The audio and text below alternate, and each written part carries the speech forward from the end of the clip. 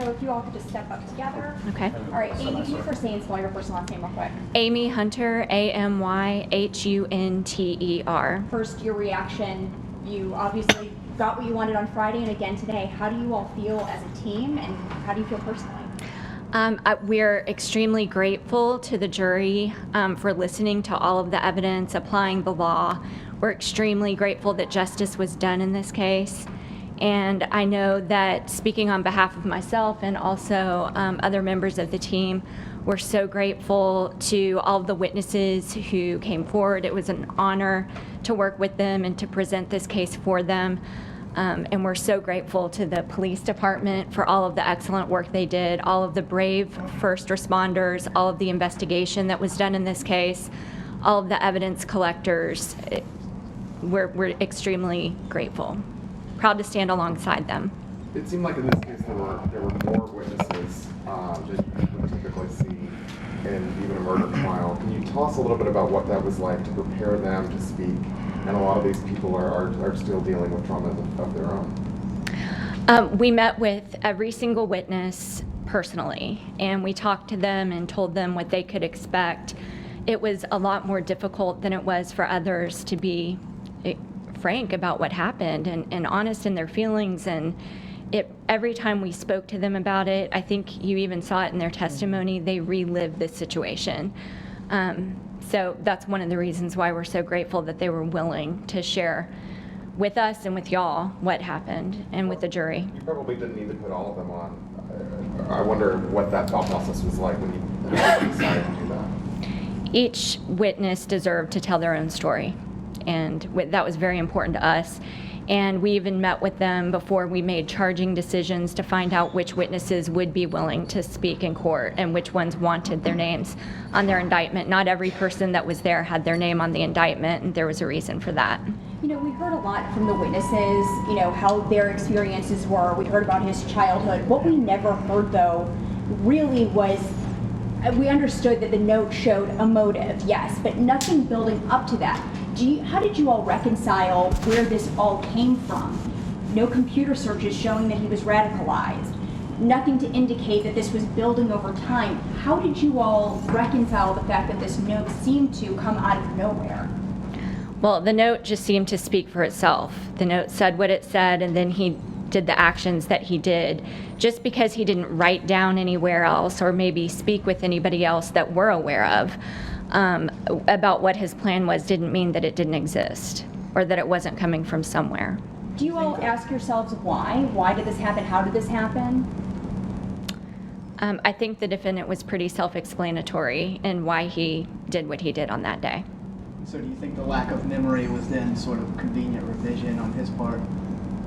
You know, a strategy for taking the stand, perhaps? Well, as you'll recall, one of the things the judge told the jury was that a claimed lack of memory was not in and of itself a defense. A claimed lack of memory, and we see it fairly often, avoids the person perhaps having to answer tough questions. But that was not unexpected. Church members asked for the district attorney not to pursue the death penalty in this case. Can you talk about coming to the decision to pursue life without parole with that in mind?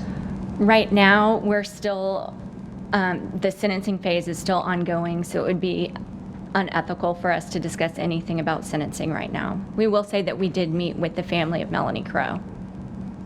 Can you take a deep breath now? Yes. Yes. Yeah, talk about the preparation in this case. I mean, it seems like you all had painstakingly gone over so many details. Why was that important when it was clear from the beginning that he was the one who did it? Do you want to take this, Detective Jolly? Because the preparation began with Detective Jolly. Yeah. Detective Stephen Jolly. It's STEVENJOLLEY. When I first responded to the call, I knew that we'd be at this point, that we'd be at court with such a big case.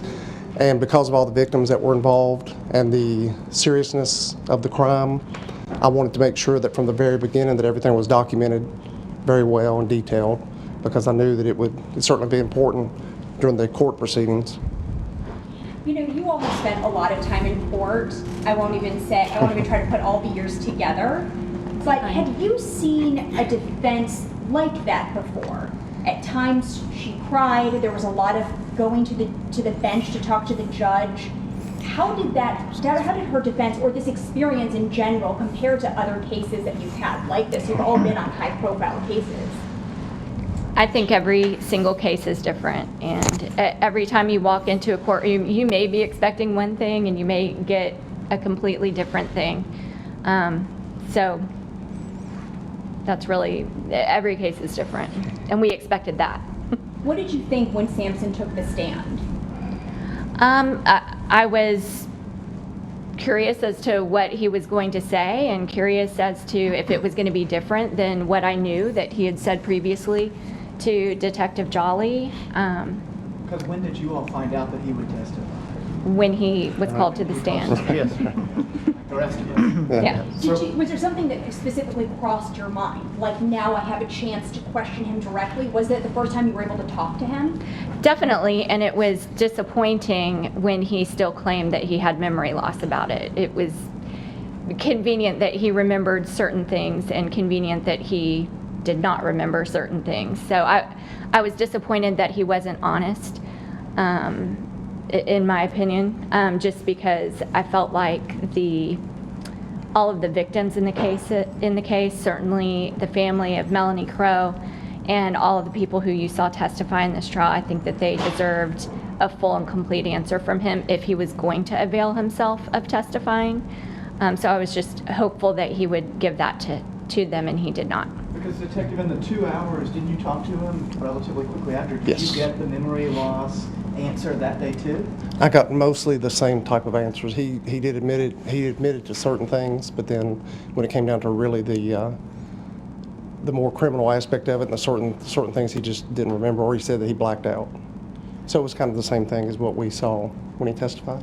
What was it like to be handling this case and have behind you so many members of the Burnett Chapel Church of Christ who stayed throughout the trial, had their assigned seats like they might in church?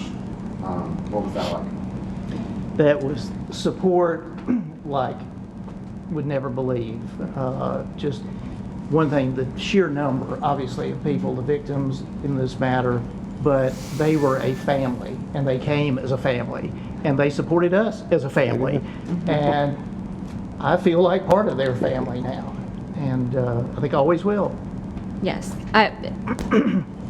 I would say the same thing that Roger said. I would just add to that it was really nice. You know, not usually when you get done questioning somebody or you go on a break, are you confronted with about 50 hugs from people who are truly grateful for what you're doing. And it was a nice change from a regular trial to have all those people there in your corner.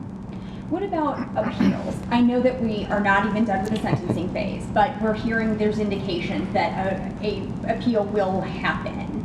Any thoughts on appealing? Any thoughts on what that will be, or are you all ready to put this chapter behind you all? Cross that bridge when we get to it. You're sentencing, and that's the next step. So that's where we are. To piggyback off of Jessica's question, Ms. Thompson got up here and made several statements concerned about how the state deals with mental health. But I think you all would, and I'm not a psychiatrist, you're not either, but I think you all would say that mental health is not something to be, decried based off of this case, because you didn't feel like it informed Mr. Sampson's actions. Is that fair? Well, I think as you could tell from the trial, they did not have a mental health defense to the guilt phase. Pure and simple. There was no notice of an insanity defense given that was followed through with. And as you can tell from the questioning from Dr. Montgomery, he did not have an insanity defense that was supported by the doctor, so that was not an issue. And in a sentencing phase, mental health, pretty much anything can come in for mitigation, and so that was where this testimony was presented, was in the mitigation. And so to the extent that there was mental health proof, the jury heard it, considered it, and rendered a verdict that we certainly are satisfied with. If you were to describe the defense's stand, and this will be my last question, but how would you describe the defense's, or his attorney's defense? Did you feel like, if you were to, say an adjective, how did you feel like they did?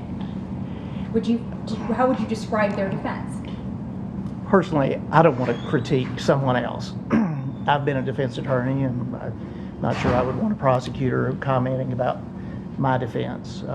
They were worthy adversaries, and we tried our case, and they tried theirs.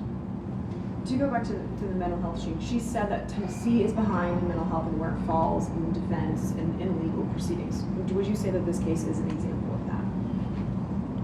No. Do you agree with that claim that Tennessee is behind when it comes to looking at mental health in criminal court? I would say that is a question best addressed to the legislature. The system worked, it worked in this case, and don't know that there's anything that would have been done differently. And I just have one final question, but it's more just for my own knowledge and understanding how it works. So when his father was going to get on the stand, there was the long part where the jury was out of the courtroom, and you heard a lot of what she wanted to ask him. Is that why the jury was out, so the judge could hear what wanted to be asked? Basically, is that how that works? I mean, explain to me what you would call that. A jury out hearing to determine admissibility of evidence. Okay. And so I guess there was the judge didn't know who she was going to put on or what she was going to ask ahead of time, so that's why you have it then, as opposed to having known ahead of time. That's probably not going to be admissible. I guess that's what caught why I was surprised. That's actually fairly frequent in all types of trials, where you will have a jury out hearing to determine whether proof is going to be admissible, and generally you don't get to that point until that witness is called. Gotcha. Okay. Thank you. Thank you, guys. Thank you.